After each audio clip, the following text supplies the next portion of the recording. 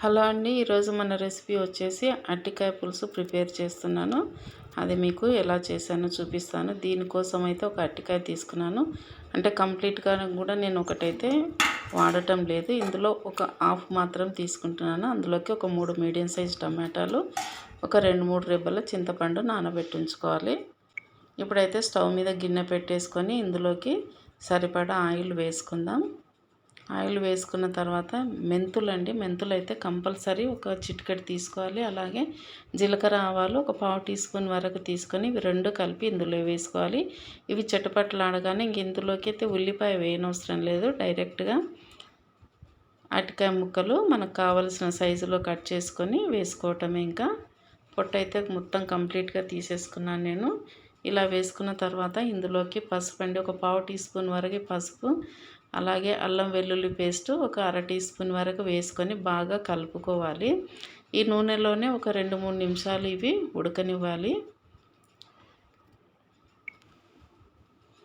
ఇంకా ఇప్పుడు కట్ చేసి పెట్టుకున్న టమాటో ముక్కలు కూడా ఇందులో వేసుకోవాలి. టమాటోలు ఎక్కువగా పులుపు లేవు కాబట్టి నేను కొద్దిగా చింతపండు ఒక 3-4 రెబ్బలు అంతే, ఎక్కువైతే కాదు, నానబెట్టి పులుసు పిండి పెట్టేసుకున్నాను.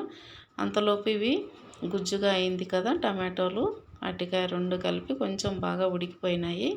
ఇప్పుడు పిండి పెట్టుకున్న టమాటో రసాన్ని పక్కకు పెట్టేసుకుందాం. అంతలోపు ఇందులోకి సరిపడా ఉప్పు వేసుకుందాం.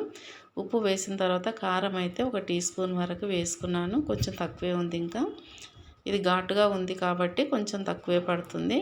ఇలా రెండు వేసిన తర్వాత ఇలా కలుపుకొని ఇంకా ఇప్పుడు ఇందులోకి జీలకర్ర పొడి, ధనియా పొడి రెండు కలిపి వేస్తున్నాను, ఒక టీ స్పూన్ వరకు.